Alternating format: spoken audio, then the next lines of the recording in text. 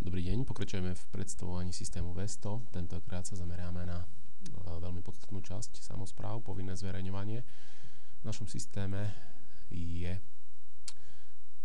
to povinné zverejňovanie rozdelené do sekcií zmluvy, faktúry, objednávky a zákazky.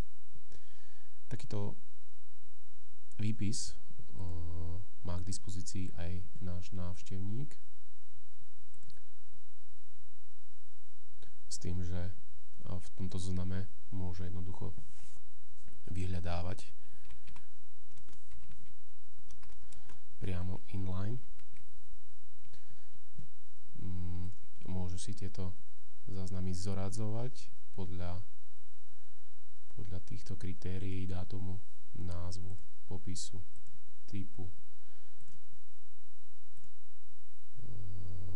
Všetky tieto záznamy sú odstránkované, čiže pokiaľ sa na jednej stránke nachádza viac záznamov, je možné si to takto preklikať, prípadne zobraziť viac záznamov na jednu stránku.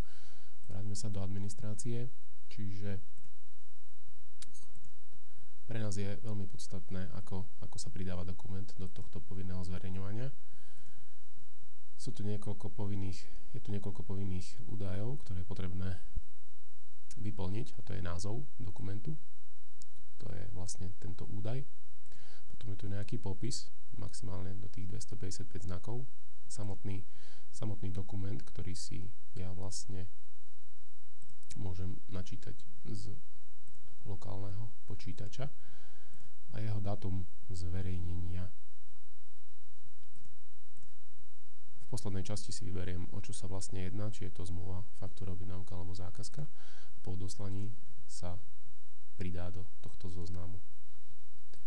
S týmito dokumentmi viem samozrejme ešte dodatočne pracovať, čiže vieme buď upraviť samotný dokument, jeho názov, popis, alebo samotný obsah tohto dokumentu, alebo odstrániť to priamo z tohto zoznamu. Ďakujem vám za pozornosť.